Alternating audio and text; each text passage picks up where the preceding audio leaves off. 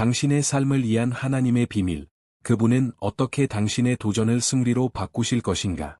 나는 이 글을 깊은 질문으로 시작하고 싶습니다. 자신보다 훨씬 더 큰 무언가와 싸우고 있다고 느낀 적이 있습니까? 아마도 당신은 아무도 보지 못하지만 날마다 당신의 힘과 희망을 약화시키는 조롱한 전투에 직면하고 있을 것입니다. 나는 그것이 어떤 것인지 압니다. 나도 그곳에 가본 적이 있다. 그리고 저는 제 인생을 변화시킨 강력한 사실을 여러분에게 말씀드리고 싶습니다. 하나님은 여러분을 위한 비밀, 이 모든 것을 변화시킬 계획을 갖고 계십니다. 지금 당신이 직면하고 있는 어려움이 아무리 어려울지라도 하나님께서는 더 큰 일을 준비하고 계십니다. 그는 고통을 받아들이고 그것을 의도적으로 변화시키는 능력을 가지고 있습니다. 지금 이 순간, 마음을 열도록 초대합니다. 왜냐하면 제가 공유하려는 내용은 말 이상의 것이기 때문입니다. 그것은 내 이야기를 변화시켰을 뿐만 아니라 수세기에 걸쳐 수백만 명의 이야기를 변화시킨 살아있는 진실입니다. 희망, 믿음, 변화의 여정을 함께 걸어갑시다. 하나님은 당신이 혼자가 아니라는 것을 알기를 원하십니다. 그리고 오늘 그분은 당신을 변화시킬 비밀을 밝히고 싶어 하십니다. 도전의 목적. 내 인생에서 가장 어려운 시기를 돌이켜보면 하나님께서 무엇을 하고 계셨는지 항상 이해하지 못했다는 것을 깨닫게 됩니다. 문이 닫히고 모든 것이 잘못되는 것처럼 보이는 순간이 있었습니다. 나는 하나님이 멀리 계시다고 생각하고 나에게 어떤 일들이 일어나고 있는지 의문을 갖는 절망감을 느꼈습니다. 그러나 시간이 지나면서 하나님은 나에게 놀라운 것을 보라 주셨습니다. 각각의 도전은 더 큰 목적의 일부였습니다. 성경에서 회복력과 신앙의 모범으로 제시된 청년 요셉을 기억해 보십시오. 그는 형제들에게 배반당하고 노예로 팔리고 부당하게 고소당하고 감옥에 갇혔습니다. 내가 그의 입장이었다면 하나님, 왜 나에게 이런 일이 일어나는 걸까요? 나는 단지 평화롭게 살고 싶을 뿐입니다. 라고 생각했을 것입니다. 그러나 요셉은 하나님께서 특별한 일을 준비하고 계심을 몰랐습니다. 그는 흉년이 들 때 많은 생명을 구한 애굽의 통치자로 거듭나고 있었습니다. 그리고 이것이 나에게 무엇을 가르쳐 주는지 아십니까? 우리의 도전에는 목적이 있다는 것. 하나님은 이유 없이 우리를 어려운 상황에 놓지 않으십니다. 그분은 우리를 형성하시고 강화하시고 더 큰 일을 위해 우리를 준비시키십니다. 어쩌면 당신은 지금 불가능해 보이는 일에 직면하고 있을지도 모릅니다. 그러나 신뢰하십시오. 하나님이 모든 것을 통제하고 계십니다. 그분은 사랑이 많으신 아버지이시며 그분이 모든 것을 허락하시는 분이십니다. 변화의 약속. 저는 어려운 시기에 제 생각을 바꿔 놓은 한 가지를 나누고 싶습니다. 하나님은 결코 약속 없이는 어려움을 허락하지 않으십니다. 이 약속은 당신이 어떤 일을 겪고 있더라도 그분이 당신과 함께 하신다는 것입니다. 계속할 힘이 없다고 생각하면서 길을 잃었다고 느낀 적이 몇 번이나 됩니까?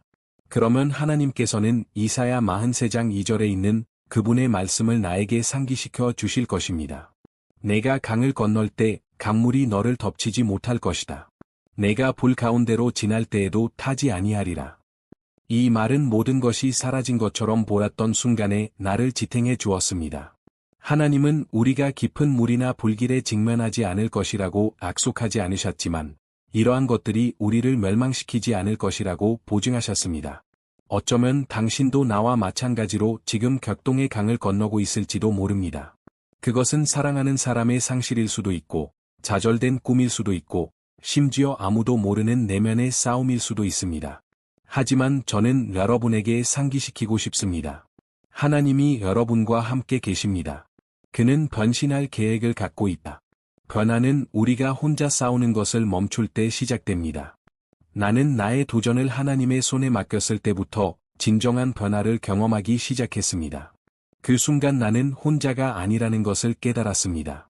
하나님은 내가 지고 있는 짐을 들어주셨을 뿐만 아니라 모든 어려움에 대한 목적을 나에게 보라 주시기 시작하셨습니다. 그분은 내 상처를 가져다가 승리의 표시로 바꾸셨습니다. 행동과 신앙, 승리의 열쇠. 제가 하나님과 동행하면서 배운 것은 믿음은 강력한 무기이지만 행동이 동반되어야 한다는 것입니다. 단지 믿는 것만으로는 충분하지 않습니다. 모든 것이 우리에게 불리해 보일지라도 행동하는 것이 필요합니다. 나는 거인 골리앗을 낳은 어린 양치기 다윗을 기억합니다. 그는 물러날 수도 있었고 주변의 두려움과 비난에 귀를 기울일 수도 있었습니다. 하지만 대신에 그는 간피를 선택했습니다. 하나님께서 이미 나에게 승리할 기회를 주셨다고 스스로에게 몇 번 자문해 보았으나 두려움과 의심으로 인해 마비되었습니다. 어쩌면 당신도 지금 이런 일을 겪고 있을지도 모릅니다. 하나님께서 당신의 마음에 심어주신 꿈일 수도 있지만 어떻게 시작해야 할지 모릅니다. 아니면 앞으로 나아갈 용기가 필요한 어려운 상황일 수도 있습니다. 오늘 저는 여러분을 격려하고 싶습니다. 첫 걸음을 내디디세요. 하나님께서 다윗과 함께 하셨던 것처럼 여러분과도 함께 하신다는 것을 믿으십시오. 야고보서 2장 26절 말씀처럼 행함이 없는 믿음은 죽은 믿음입니다. 이것을 이해하기 시작했을 때 내 인생은 바뀌었습니다. 길이 불분명할지라도 하나님께서는 하나님께 마음을 두고 나아가는 자들을 존귀히 여기신다는 것을 배웠습니다. 아마도 당신의 믿음의 행위는 더 랄랄히 기도하는 것일 수도 있고, 누군가를 용서하는 것일 수도 있고, 심지어 불가능해 보이는 프로젝트를 지속하는 것일 수도 있습니다. 기억하십시오. 하나님께서는 우리가 기꺼이 협력하려는 의지를 통해 행동하십니다. 승리의 간증. 불가능한 상황을 하나님의 은혜로 이겨낸 사람들의 이야기를 듣는 것보다 더 강력한 것은 없습니다. 이는 나에게 희망을 줍니다. 왜냐하면 그들의 삶에 행하신 동일한 하나님이 나와 여러분의 삶에도 행하실 수 있다는 것을 상기시켜 주기 때문입니다. 12년 동안 고칠 수 없는 병을 앓던 수혈병 라인이 생각납니다. 그녀는 지치고 절망적이었지만 마음속에 무엇인가가 내가 예수의 옷자락만 만지면. 이 이야기는 나에게 깊은 영감을 줍니다. 왜냐하면 가장 큰 고통의 순간에도 하느님께서는 우리를 변화시키실 준비가 되어 계시기 때문입니다. 나는 인생에서 탈출구가 없다고 생각했던 순간들을 기억합니다. 그러나 믿음으로 하나님을 찾았을 때 그분은 나를 놀라게 하셨습니다. 당신의 싸움이 아무리 크더라도 하나님은 당신의 삶의 기적을 행하실 수 있고 또 행하기를 원하십니다. 그를 믿으세요. 하나님의 계획은 더 크시라. 하나님께서 당신을 위해 마련하신 것에 비해 당신의 꿈이 작다고 생각한 적이 있습니까? 나는 이것을 어려운 방법으로 배웠습니다. 계획한 일이 뜻대로 되지 않아 답답할 때도 있었습니다. 나는 물었다. 하나님, 왜 이 문을 닫으셨나요? 하지만 시간이 지나면서 하나님께서 나를 보호하고 계심을 깨달았습니다. 예레미야 29장 11절은 나에게 이것을 항상 생각나게 하는 구절이다.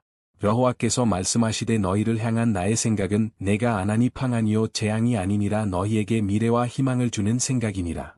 오늘 나는 하나님께서 자신이 무엇을 하고 계신지 정확히 알고 계시다고 믿습니다. 그 사람은 전체 그림을 보는 반면 나는 하나님께서 하시는 일을 이해하는데 어려움을 겪고 계시다면 저는 여러분에게 말씀드리고 싶습니다. 그 과정을 믿으십시오. 하나님은 당신을 잊지 않으셨습니다. 당신이 보지 않아도 그 사람은 일하고 있어. 저는 여러분이 이것을 마음에 새기기를 바랍니다. 하나님은 결코 여러분의 이야기에 대한 통제력을 잃지 않으십니다. 기아의 도전은 끝이 아닙니다. 그것은 단지 특별한 일의 시작일 뿐입니다. 기억하십시오. 너희 안에 계신 이가 세상에 있는 이보다 크시니라. 요한 1서. 하나님은 고난을 찬양으로 바꾸는 일을 전문적으로 하십니다. 오늘 당신은 새로운 단계를 시작할 수 있습니다. 당신의 도전을 그분께 맡기고 기적이 일어나는 것을 믿고 지켜보십시오. 최고의 순간은 아직 오지 않았습니다.